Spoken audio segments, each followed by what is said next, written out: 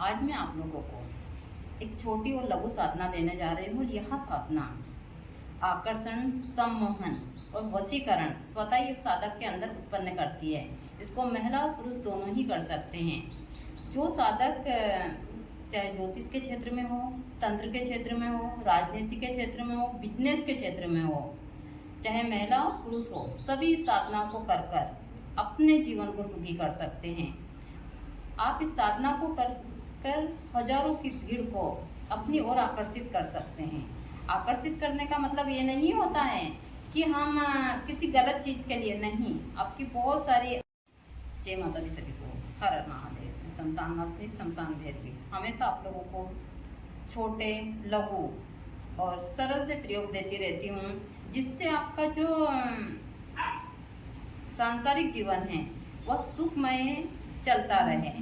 मैं हमेशा अपने ब्लॉग के माध्यम से सभी को ही छोटे छोटे से तंत्र के प्रयोग देती हूँ, छोटी लघु साधनाएं देती हूँ, और मैं ऐसी साधनाएं देती हूँ जो आप घर बैठे कर और अपने जीवन को सुखी बना सकते हैं। आज मैं जिस साधना की जानकारी देने जा रही हूँ, इस साधना से वशीकरण, सम्मोहन, आकर्षण क्रिया स्वतः ही उत्पन्न होती है। और इस साधना को ज़्यादातर उन लोगों को करना चाहिए जैसे कि आप राजनीति के क्षेत्र में हैं या ज्योतिष के क्षेत्र में। साधक तो करता ही है, लेकिन आप इन क्षेत्र में भी यदि हो तो इन साधनाओं को जरूर कीजिए। जैसे कि भाई बहुत सारे लोगों से आपका मिलना जुलना हो। देखिए, कभी कभी इंसान के चेहरे को भयभीत लोग बाग देखते हैं, उससे भी लोग बाग दूर जाते हैं। जैसे कि बहुत सारे नेता हुए या फिर आपकी दुकान है, आपका बिजनेस है, जब आप लोगों से फेस टू फेस मीटिंग करते हैं तो कभी कभी आपसे लोग बाग आकर्षित होकर करोड़ों की डील कर लेते हैं। कभी आपसे भय खाकर आपकी करोड़ों की डील को भी वहाँ ठुकरा कर चले जाते हैं। ऐसे बहुत सारे लोगों के साथ होता है, और यह कुछ क्रियाओं के कारण होता है। और यहाँ इंसान के अंदर ही होती है एक अच्छी ऊर्जा, गलत ऊर्जा। तो मैं हमेशा आप लोगों को छोटी छोटी सी साधनाएं देती रहती हूँ। इसको महिला और पुरुष दोनों ही कर सकते हैं। यदि आप भी चाहते हैं कि हमारे अंदर एक आकर्षण क्रिया स्वतः ही उत्पन्न हो, वशीकरण हो, लोग बाग हमको देखकर आकर्षित हो, तो आप इस साधना को जरूर कीजिए। देखिए, हमारे उसमें अभी एक बच्ची है जो हमारे अमन बाबा से भी छोटी है, वहाँ तो बिटिया है जिसका नाम है मैथिली ठाकुर, जो आज बिहार में एक अच्छे पद के ऊपर नेता है। आज उनकी मतलब पूरे देश में क्या विदेशों में उसकी चर्चा होती है।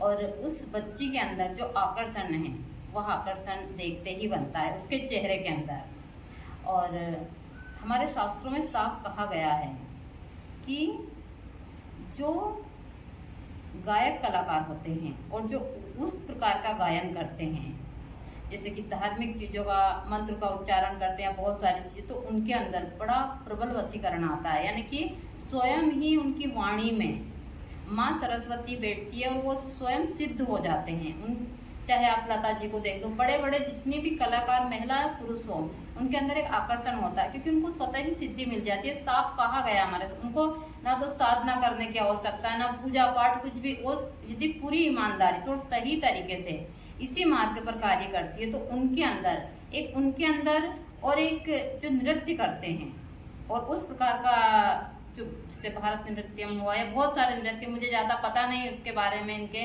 लेकिन उनके बारे में भी कहा जाता है कि उनके अंदर भी स्वतः ही सिद्धि प्राप्त हो जाती है उनको हर एक क्षेत्र में। वो कभी भी किसी भी क्षेत्र में हार नहीं मानते हैं। तो ऐसी बहुत सारी चीज़ें हैं जो लोगों को आकर्षित करती है, और वह हजारों की भीड़ को सम्मोहित करने की क्षमता रखती है। तो इसी प्रकार की जो वहाँ बच्ची है मैथिली ठाकुर, उनके अंदर भी वह आकर्षण क्रिया है। चाहे जय श्री हो, मैथिली ठाकुर हो, ऐसी बहुत सारी इन्होंने साधना नहीं की है, या कथा वाचक हैं और जो यहाँ मंत्र वगैरह का उच्चारण वगैरह करती रहती कथा करते हुए, तो इनके अंदर स्वतः ये चीज़ें आ जाती है। देखिए, लोग बाग सोचते हैं कि साधना करने से कुछ नहीं होता। बहुत सारी चीज़ें यदि सही तरीके से आप साधना करते हैं तो आपके अंदर एक ऐसा आकर्षण आता है कि आप सोच भी नहीं सकते। भाई, मैं तो इस प्रकार से दिखती हूँ, अब ना मैं मेकअप करती हूँ, पहले भी नहीं करती थी, लेकिन अब तो मैं साधारण रहती हूँ। लेकिन लोग पता नहीं क्या किस हिसाब से आते हैं। मतलब मैं अपनी वो भगवती के पास बैठी हूँ, लेकिन फिर भी लोग आकर्षित होकर उस हिसाब से बहुत सारी चीजें। भाई आज मैं जिस रास्ते पर चल रही हूँ वहाँ इन सारी चीजों का कोई महत्व बिल्कुल भी नहीं, जीरो मात्र भी। लेकिन यहाँ एक क्रिया होती है, सामने वाले का भी कोई वो नहीं होता है, क्योंकि हमको पता है कि सामने वाले साधक के अंदर एक ऐसी मतलब चुम्बकीय शक्ति आ जाती है इन साधनाओं के कारण। तो इस साधना को कर आप इसी प्रकार की एक चुम्बकीय शक्ति को अपने अंदर प्रकाशित कर सकते हैं। इसमें आपको ज़्यादा कुछ नहीं चाहिएगा। इसमें आपको एक एकांत रूम चाहिएगा, और यह साधना है माँ बगलामुखी की। इसमें छोटा सा ही मंत्र है, सिर्फ इसमें जो एक बीज मंत्र है, बाकी संपुट में दोनों। तो मैं पूरी विधि सहित आपको यह जानकारी दे देती हूँ। भाई बहुत सारी चीज़ें बतानी भी बहुत ज़रूरी पड़ती है। तो आपको सबसे पहले एक एकांत रूम, उसको आप पीले कलर से पुतवाइए, क्योंकि माँ बगलामुखी को पीला कलर ही हम ज़्यादा अर्पण सारी चीज़ें करते हैं। हमारे शास्त्रों में कहा गया है कि जो माँ बगलामुखी है, उनका जब पृथ्वी के ऊपर आगमन हुआ था तो वह हरिद्रता नामक समुद्र से पैदा हुई थी। उनको भगवान विष्णु ने आह्वान कर कर उस समुद्र से प्राप्त करा था, और धरती के ऊपर पाप बहुत बढ़ गए थे, शत्रु बहुत बढ़ गए थे। सभी देवता ने भगवान विष्णु से प्रार्थना की।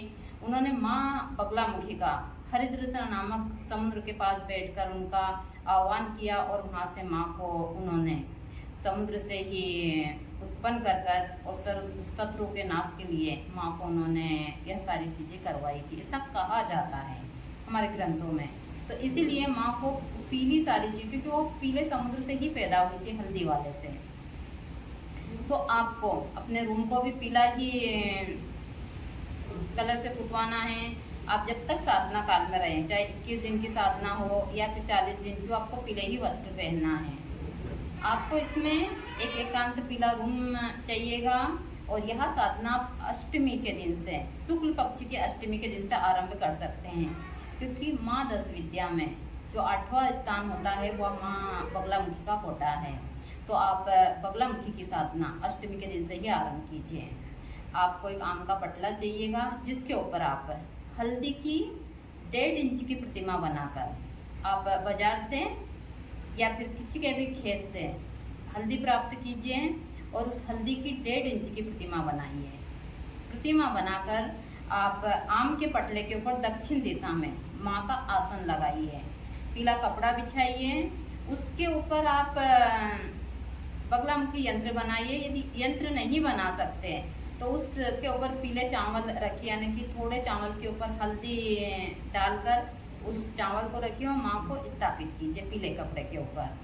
आप एक कलश जो तांबे का होना चाहिए उसमें चावल भरिए, और उस कलश को पूरा पीला जो कलर होता है उससे पोत दीजिए, यानी कि हल्दी से ही पोत दीजिए। उसमें चावल भरिए, और चावल भरने के बाद में चांदी के छोटे छोटे 3 आंख लगाइए। ऊपर एक कटोरी रखकर उसमें आप दीपक रखिए, जो घी का दीपक होना चाहिए, शुद्ध गाय का घी का दीपक। उस दीपक में थोड़ी सी हल्दी डाल दीजिए और उसको वहाँ स्थापित कीजिए। साथ में एक तलवार और एक त्रिशूल वहाँ भी स्थापित कीजिए। आप भोग में उनको हल्दी का ही भोग लगाइए, उसी के साथ साथ आप फूल भी पीले ही उनको अर्पण कीजिए। आप जब भोजन करते हैं, जब तक साधना काल में रहते हैं, आप अपना ज़्यादातर भोजन पीला ही करिएगा, उसमें हल्दी डाल करें। चाहे आप रोटी खाएं, कुछ भी खाएं, सारी चीज़ें पीली होनी चाहिए जब तक साधना काल में रहें। ब्रह्मचारी का पालन करें, चाहे महिला और पुरुष दोनों ही साधना को कर सकते हैं। ब्रह्मचारी का पालन करते हुए जब तक आप साधना काल में रहें, किसी से लड़े झगड़े ना, किसी की तरफ आकर्षित ना हो, और ज़्यादातर एकांत में रहना पसंद करें। देखिए, जो साधक एकांत में रहता है उसके अंदर जो वशीकरण क्रिया बढ़ती है उसके बारे में आप सोच भी नहीं सकते। आप जाप के लिए हल्दी की माला का ही इस्तेमाल कीजिए। दूसरा, यदि हो सके तो आम की लकड़ी के ऊपर सरसों और पीली सरसों और घी से आप कम से कम ज़्यादा नहीं तो 1100 मंत्र का जाप कीजिए। उसके बाद में आप 108 बार हवन प्रतिदिन जरूर कीजिए। इससे बहुत जल्दी आपकी साधना में सफलता मिलती है। जब साधना करें तो श्रद्धापूर्वक साधना करें, उसमें कभी भी यहाँ ना सोचे मुझे सफलता मिलेगी नहीं मिलेगी, ऐसा नहीं है। इसके बारे में मैं बाद में बात करूंगी। तो आप श्रद्धापूर्वक पीले वस्त्र धारण कर शुक्ल पक्ष की अष्टमी के दिन से 11 बजे से तो आप 2 बजे के बीच में साधना को आरंभ कीजिए। प्रतिदिन आप मतलब आपका जब 1100 मंत्र हो जाए उसके बाद में 108 बार हवन कीजिए और हवन कर आप वहीं सो जाइए जिस रूम में आपने सारी अपनी चीज़ें की है, और आसन भी पीला ही हो, मतलब टोटल सारी चीज़ें पीली होनी चाहिए। सुबह सारे वस्त्र वहाँ उतार कर आप अपने काम पर चले जाइए। लोगों से कम बोलिए, कम बातचीत कीजिए। मंत्र मैं आप लोगों को बता देती हूँ। मंत्र है, जब आप इस मंत्र को करते हैं तो वही है, वही पीला आसन बिछाइए, फिर आप अचमनी लीजिए, पानी डालकर आप शुद्धिकरण कीजिए, खुद का शुद्धिकरण कीजिए, अचमनी कीजिए। आप शुद्धिकरण मंत्र बोलिए, गुरु मंत्र बोलकर, गणपति जी का नाम लेकर, जो मैं यहाँ मंत्र बोलने जा रही हूँ आप लोगों को। इस मंत्र की आपको प्रतिदिन 11 माला जरूर करनी है। मंत्र है ओम ह्लीं नमः, ओम ह्लीं नमः। आप ह्लीं की जगह के ऊपर ह्रीं भी बोल सकते हैं। मैं हमेशा मंत्र में ओम ह्रीं भी बोलती हूँ, ह्लीं भी बोलती हूँ। इन दोनों के काफ़ी महत्व है। दूसरा, मैं सर्व दुष्ट नाम शत्रु भी बोलती हूँ और सर्व गुप्त शत्रु नाम भी बोलती हूँ। इसमें बहुत सारे भक्त प्रश्न उठा, देखिए बगलामुखी के कई बीज मंत्र, ऐसा नहीं है कि भाई एक ही बीज, लेकिन यह सबसे छोटा और लघु मंत्र है। आप यदि इस प्रकार से इस साधना को करते हैं और श्रद्धा पूर्वक करते हैं तो आपको जरूर सफलता मिलती है। इसमें 100% सफलता मिलती है। आपके शत्रु तो आपके जीवन से गायब ही हो जाएंगे, और वो शत्रुता करते भी है तो परास्त ही होंगे। आपके अंदर आकर्षण, सम्मोहन, यह सारी क्रिया स्वतः ही उत्पन्न हो जाएगी। आप सोच भी नहीं सकते आपको जो सफलता इसमें मिलेगी। तो आप इस साधना को जरूर करिएगा। एकदम आसान और सरल सी साधना है। मैं हमेशा छोटे और लघु प्रयोग आप लोगों को देती हूँ, और इस साधना में कुछ ज़्यादा आपको चाहिए नहीं, भाई थोड़ी सी, और इसको महिला पुरुष दोनों ही कर सकते हैं। मेरे पास में इतने फ़ोन आते हैं, बहुत सारी बातें करने के लिए, बहुत सारी चीज़ें हैं, लेकिन समय बहुत